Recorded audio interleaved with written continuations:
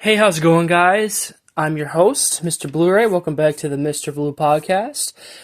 Just been kind of taking a little break from making the episodes, but that's okay because I'm still brainstorming and coming up with the new episodes, and I don't want them to be random for you guys. Remember, this is supposed to be kind of like a semi-professional like podcast, right? So as always, I'm doing the best I can. So, first off, I want to start with this question, guys. Have you picked up your copies of the FNAF movie today? Like, the Blu-ray literally just came out. And unfortunately, I did not pick up my copy today, but this is also a good thing too, because with the holidays right now, I'm just waiting to and hoping to get it for Christmas, seriously, because, oh man, good on you, Scott. Good on you for making this, a good Christmas present for us, the fans. Now, we always talk about nostalgia here on the channel here, right? Like, again, specifically FNAF nostalgia. And, I always bring up 2015 because, again, that's where everyone can agree where we excelled at that, right? But with the movie, this is a new era where we're creating, like, a newer nostalgia, right? Like, and, just watching the analog horror or the VHS tapes, like, the greatest thing about FNAF, guys, is that you can literally create whole different scenarios whenever you want, and that could like be your headcanon, sure, like I always stick with the main canon of the story, right? But like I'm open to like watching somebody else's interpretations, and it feels like it's canon to the series if Scott would approve it. But again, I'm pretty sure that Scott, he always acknowledges like the creators and the artists and all that stuff. Like, man, thank God for the fan initiative, though. That's still happening. And honestly, guys, just a little side note here before we get into like the nostalgia part. Can we all agree that ever since Scott released the Silver Eyes book, right? He pretty much confirmed, without telling us, but it's pretty obvious, he pretty much confirmed the FNAF multiverse is real before the fan initiative ever came about. So, like, yeah, like, the Silver Eyes is our very first piece of the FNAF multiverse, right? Before the multiverse in general for a lot of franchises became, I guess you could say, relevant, right? Just wanted to point that out. So, like anything in the FNAF community now is just part of the FNAF multiverse, right? And I'm glad that Scott acknowledges obviously everybody, like he acknowledges everything, right? So I want to talk about nostalgia going forward with this because, like I said, we're in a new era. We're starting pretty much. Well, I'm not sure if it's going to be every decade because, yes, 2024 will literally be the first 10 years since the franchise came out, and that's a big one. I mean, who knows if that one will really start the new decade of, FNAF, of course. But, like, of course, FNAF has changed over the years. Like, there's different, like, hypes, different peaks, Again, we can all agree that 2015 is like the big one, right? Because again, that's where we excel. That's when things got more serious for the franchise, right? Man, yeah, and hopefully, you guys are fans of Microwave Society because recently they put out their review, their reaction of the FNAF movie, and oh my gosh, I already sensed the pure nostalgia with that video. The first time I watched it, like, oh my gosh, it is, I mean, that right there, again, it is part of the FNAF nostalgia, right? Man, like, 10 years from now, I'm gonna look back and just think about the good memories, like, oh man, like, I came in to see this movie and it is good, like, seriously, this was a movie where I didn't really care about the reviews, like, well, most movies, but like this one, like, I just expected a good film, and it was a good popcorn film, right? And it's a good, buddy film, right? Like, you could watch this with your friends, right? Like, oh man. Um, Again, like, I'm sure my buddies and my brother will feel that same nostalgia too in the years to come, right? Gosh, guys, I still can't believe we're here. 8 years later, we finally have the movie, and dude,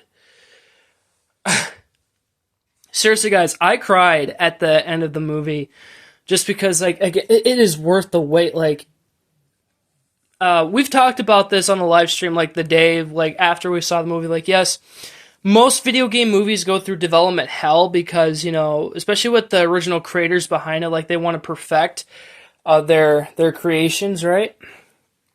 And again, I feel like with the first movie, like it will give Scott a fresh, organic starting point with FNAF 2, and they're already in pre-production, right? And of course, I'm happy that Scott is taking his time with this because this isn't like one of the big franchises where, once a year, like we'll release one movie like during one season. Like, oh man, the one franchise I could think about right now, well, I guess besides Star Wars, right?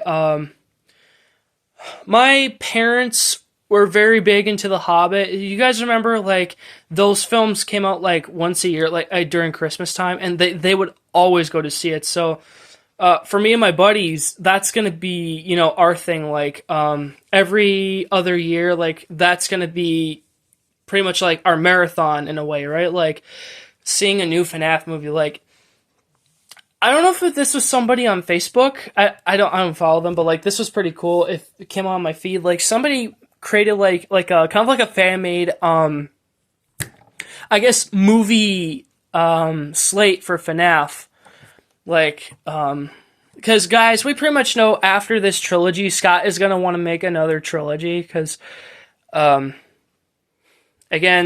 there's some doubters out there will automatically assume like, oh, he's doing this for the money. Like, this is just like the old days again where like he just made games like just to make money. Like, guys, if the series is too good, like, to end it off on one trilogy, you gotta make another trilogy, right? And who knows if Scott will make spin-offs, really, like, but that are still canon to the lore. And honestly, guys, I could see Scott making this. I mean, this wouldn't be a surprise to me, but I've always imagined this ever since I got into the franchise. I could see Scott making a television series for the franchise. Like, it doesn't necessarily have to be canon, right? It could be its own thing. Like, what if it was just made for kids, right? Like, what if in his way that would be like FNAF World, but it went the right way, because I'm still not interested in FNAF World. I know it's a kiddish game.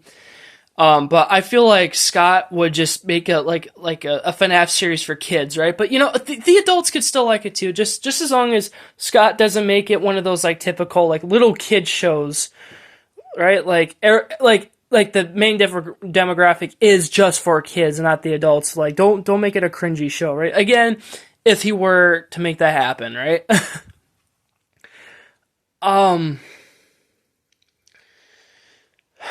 Yeah, the nostalgia, man. Like, oh man, the newest FNAF VHS tapes I saw recently, like they're already using stuff from the movie, like the torture, Freddy torture mask, or is it torture Freddy torture mask? I don't know. I know it has another name to it.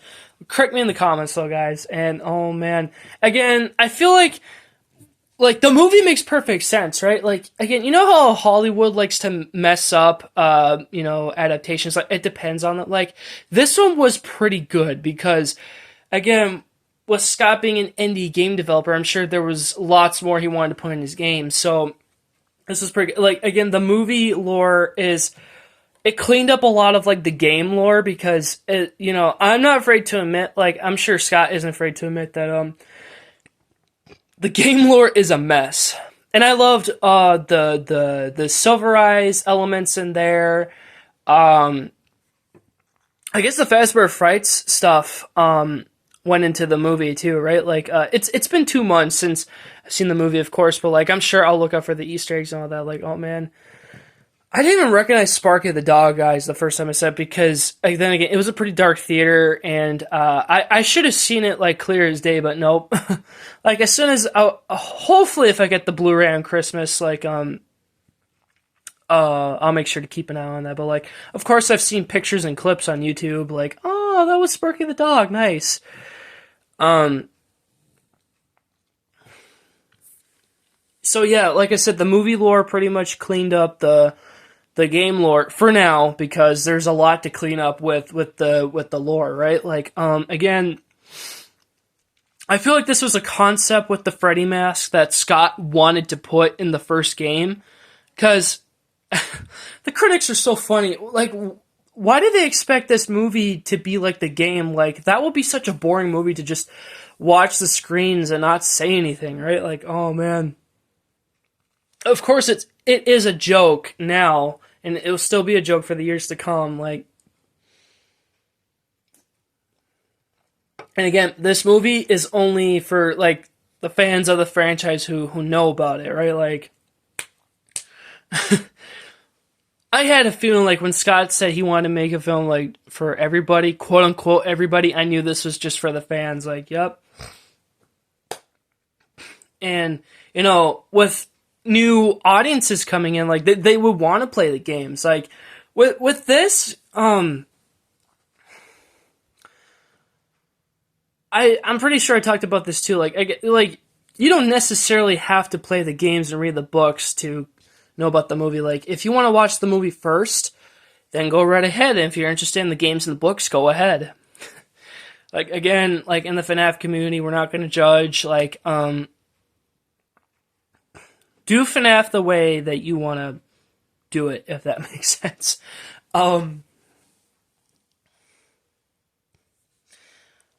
Yeah, just I hope with FNAF 2 they just don't continue on with the main story. Like FNAF 2 is meant to be a prequel, okay?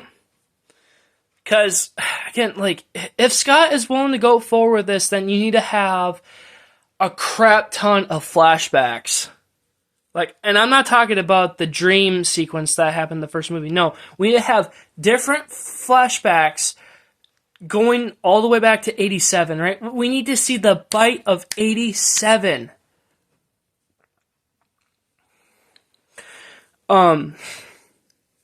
Honestly, guys, I really hope that Garrett, is not the puppet. Like, sure, I love the little Easter egg that we got at the end credits, like, come find me, but I just really hope it's not Garrett, because, again, I like it to, like, to remain as Charlie, right? Because she was the first victim. Like, you cannot retcon things. Again, this is up to Scott, you know, like, it's his baby, he gets to decide, but just, Scott, if you ever see this, for everybody's sake, do not retcon Charlie, like, being the first victim. Like she is the first victim. That is the main canon, so I want to see that, right? And the live stream that Tegan and I did regarding the movie, like, I'm pretty much convinced that Vanessa lied to Michael. Like, again, just to protect him, like, just to, like, not really tell him what his true parentage is, because, oh man, like, honestly, guys, I was hoping and expecting that Mike's true parentage would be revealed in the movie, like William would have his own Darth Vader moment, like, Mike, I am your father. Well, he kind of did have a Darth Vader moment, but it was like, hey, you didn't tell me you have a sister.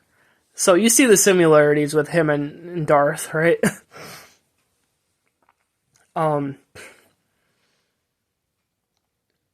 But yeah, the latest nostalgia is just so real right now, guys. Like, I know it will never top 2015's nostalgia, and again, I'm happy that the movie doesn't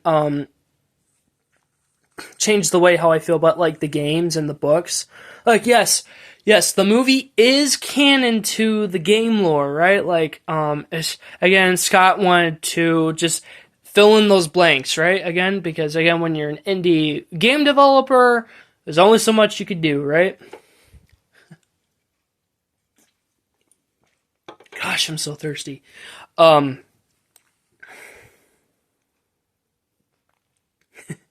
Yeah.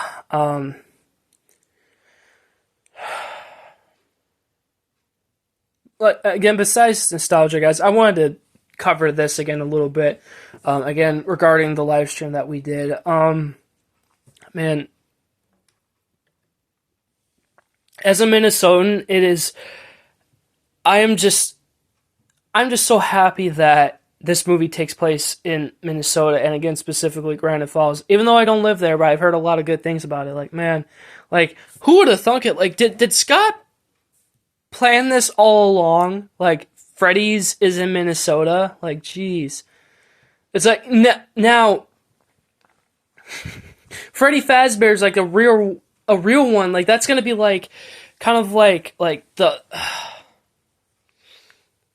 Like, how would they do it? Like, come to Minnesota, the home of the Freddy Fazbear's Pizza. Like, come to Granite Falls. Like, man, guys, like, again, it's such a huge honor, guys. Like, geez. And the paycheck from the first game, like, again, could that indicate, like, it does take place in 2000 then? Because, again, the movie takes place in 2000. Oh man, just a few months before I was born. Like, I believe this movie took place in April of 2000, so I wasn't born yet until like October, so man, that's still pretty crazy. So can you imagine if this was all real though, like 23 years ago? Like, again, if this was all real, like, oh man, that would make it even more cooler. Like, geez, guys.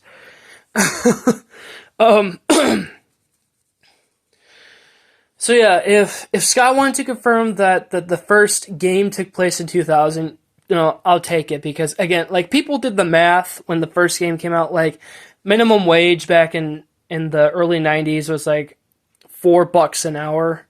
Like, even Markiplier called it, like, before MatPat released his first FNAF theory, like, Markiplier called it. Like, it was pretty funny but cool that Markiplier called out a lot of futuristic FNAF things when he was playing the game. It was unintentional. Have people actually worked it out? I'm here at night for $4 an hour. Oh man. Oh man. I was also expecting Charlie to pop up in this movie. Like I know Scott wanted to be simplistic, but Charlie, the puppet, she's behind everything too. Like, she's still a good guy. It would make a lot of sense if she was in this movie, right? Like, in the Freddy's location, right? And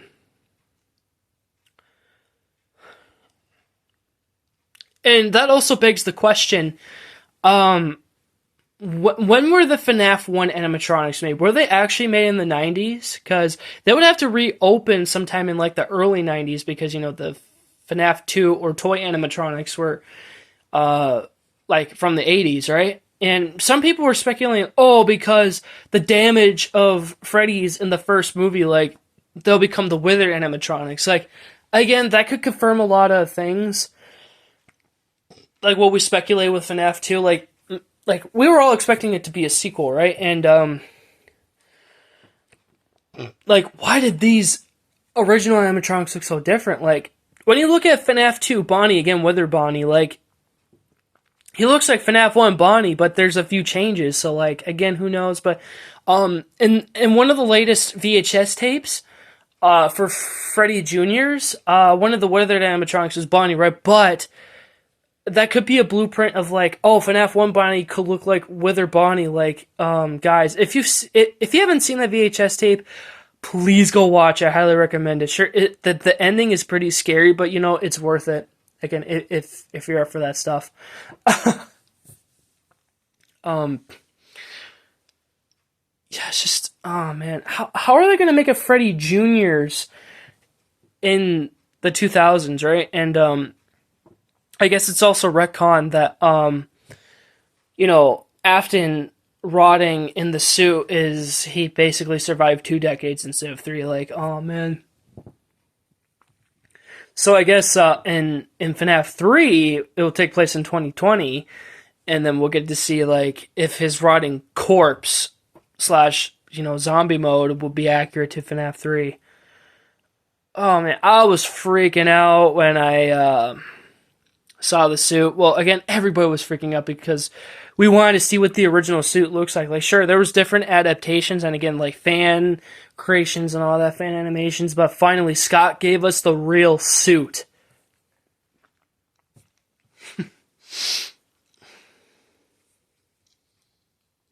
And with Abby, I'm pretty convinced that, of course, she was born from the Emily family, right? Like, I'm pretty much convinced that Mike was adopted by the Emilys, and here's my biggest theory, and I'm pretty sure people have talked about this too, but I'm just going to talk about it anyways. What if, yes, Michael is an Afton, right? And he did, I guess, unintentionally offed his brother Evan, and for some reason, I'm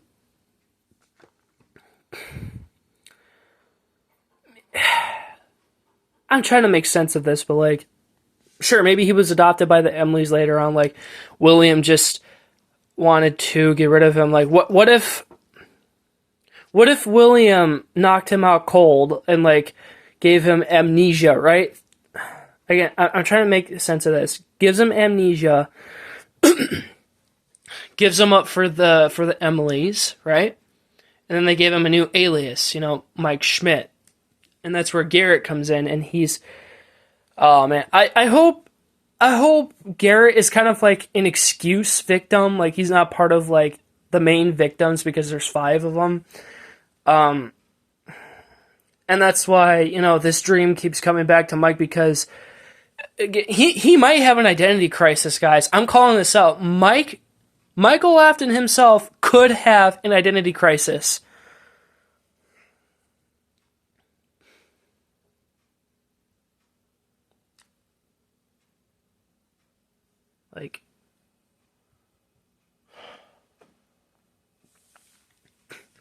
Like, obviously, take this theory with a grain of salt. I'm taking it with a grain of salt too, but that's kind of my headcanon right now. Like, I'm not saying it's legit, but it could happen. They could reveal it in number 3.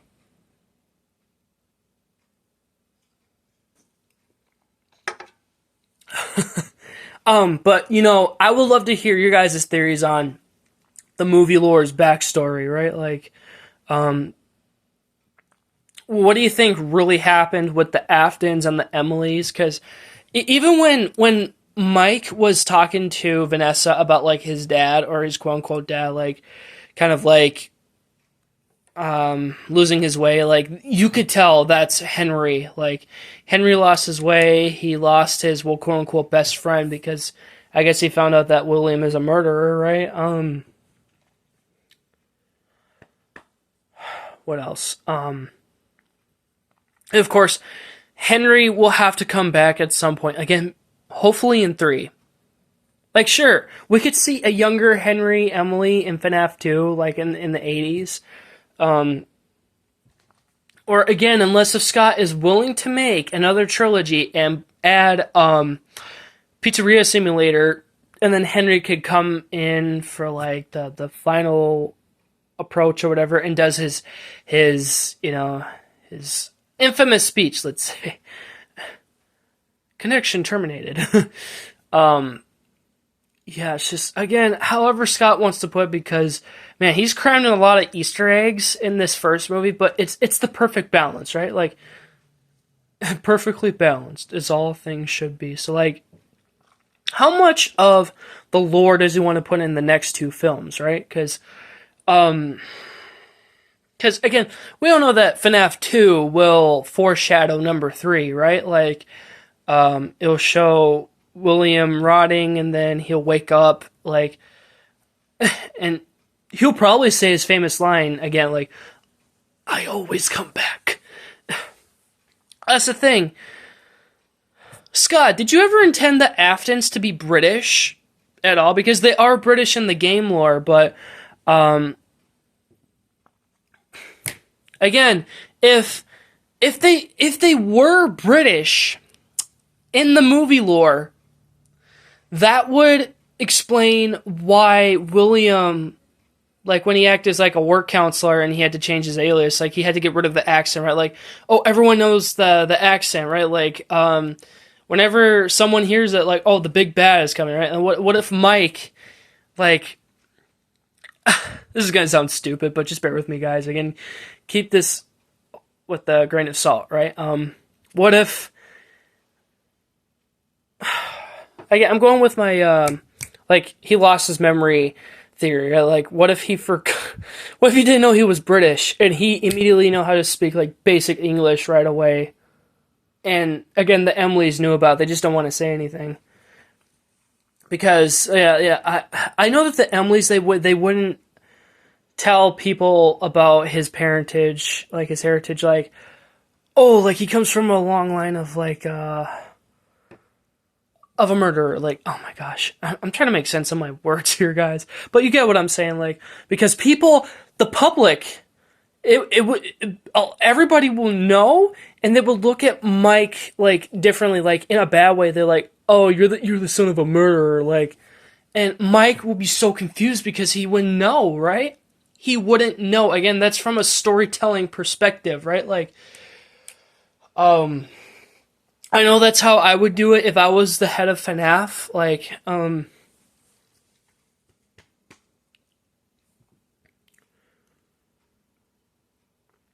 gosh, again, there's so many theories that could go one way or another.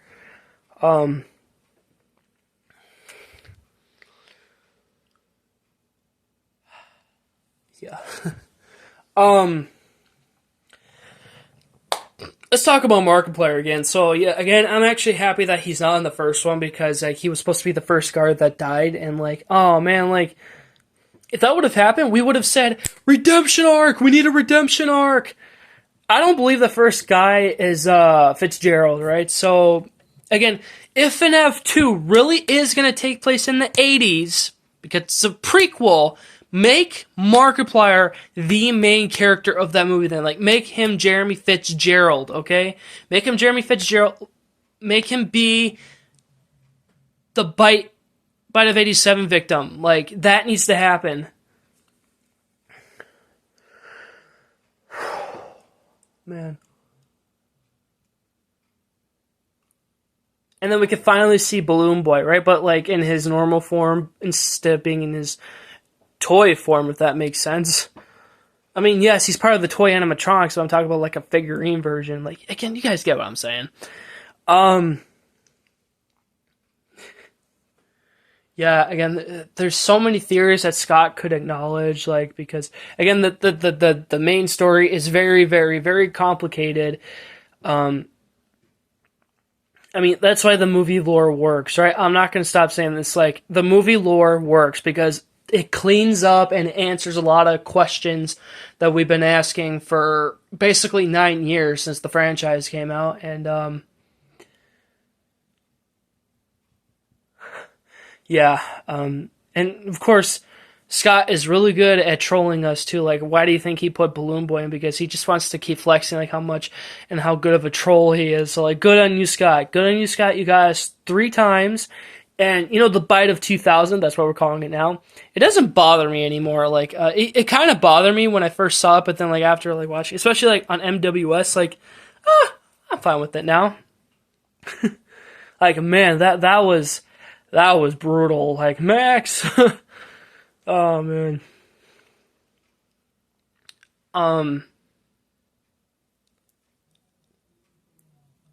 So, we have to think about the first 5 victims of the kids, right? Like, they have to remain young, right? Like, I don't know how Scott is gonna, like, film their stuff for FNAFs 2 and 3, like, unless, because they're ghosts, maybe they could take different forms, like, as the kids get older in real life, like, maybe they could, like, they could still kind of mess with Mike, like making him think like, oh, have you always been this tall? Like, what are you talking about, Mike? Like, we've always been like this. Like, again, just to mess with him. Like, I can see that happening, but like, again, Scott, unless if you shot their stuff right now for FNAF 2, you know, and to still make them look younger like they did in the first one, good on you.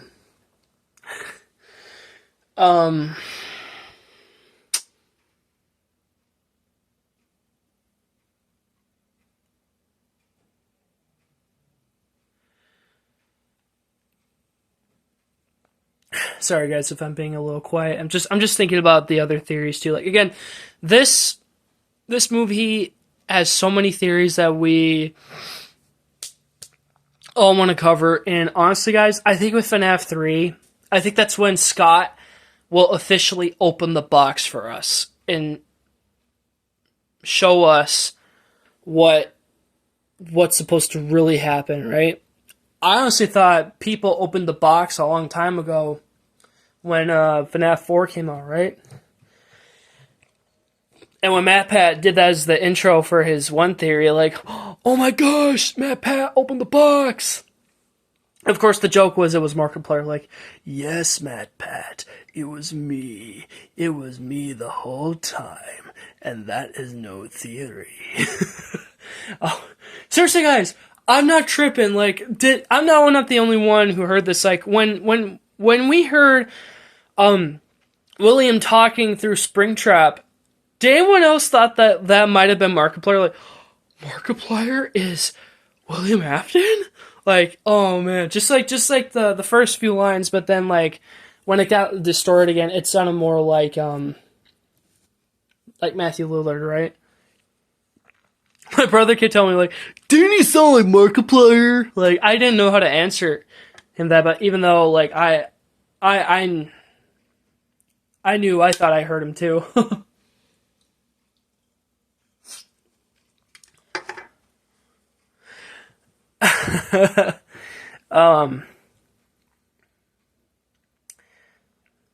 Who knows what other YouTubers can pop up in the next two films? Like, I hope that Corey Kenshin comes back because, you know, we need the brother to come back, right? And who knows, maybe Daco and company could officially make cameos because, sure, we all know that their Employee of the Month pictures were just, like, in the backgrounds of like, the movie, but, like, come on. Like, maybe we could get, like, some sort of backstory of whatever, like, what were their experiences like working at Freddy's? Like, again, like, Freddy Jr.'s, right?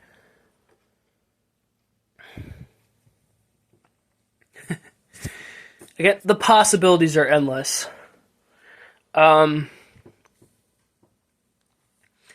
So yeah, that's pretty much what I wanted to talk about on tonight's podcast. I apologize, guys. Like, I tried making this like a nostalgic, like, podcast. Like, I want to talk about like the new nostalgia coming forward. Like again, like the recent one, like 2 months, like into it. Like, again, 2015 will always remain a treasure to us because again, that's when FNAF really excelled.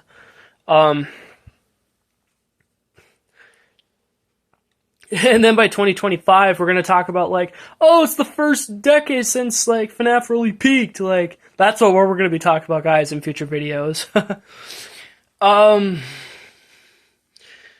Yes, FNAF is a treasure. It has stuck with me for a long time. And again, I've met some great people over the years who like the franchise, too. Because, again, without this franchise, I never would have met the greatest people on Earth who I met through FNAF, right? That's just an honest fact. Like, there's no other way to put it. Like, yep. So thank you so much for tuning in, guys. Hopefully, you guys enjoy the podcasts here, because, man, I enjoy making these. I want to improve on them, of course, like, and hopefully I could bring like special guest stars in and to just talk about anything on the podcast. So you guys know what to do. Please make sure to like, comment, and subscribe if you haven't already.